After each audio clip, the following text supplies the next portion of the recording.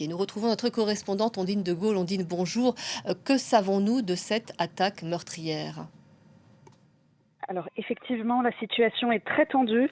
La police est sur place. La zone de l'attaque a été entièrement bouclée par les forces de sécurité.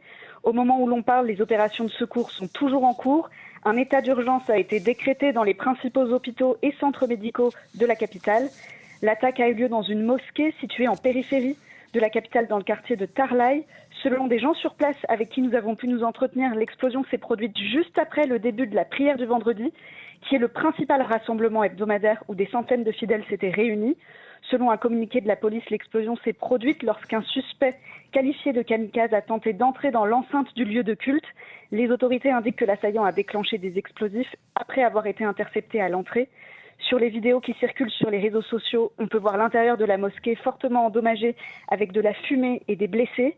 À ce stade, aucun groupe n'a revendiqué l'attaque. Je viens de m'entretenir avec la police qui m'a indiqué que les enquêteurs tentaient actuellement d'identifier le véhicule utilisé par l'assaillant pour faire avancer l'enquête. L'attaque a eu lieu dans ce qu'on appelle un imam barga, c'est-à-dire une mosquée utilisée par la communauté chiite, comme vous l'avez souligné. C'est une branche minoritaire de l'islam qui représente moins de 20% de la population pakistanaise.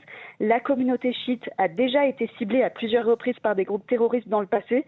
C'est pourquoi on observe généralement un important dispositif de sécurité autour des mosquées chiites et lors des processions religieuses dans cette communauté.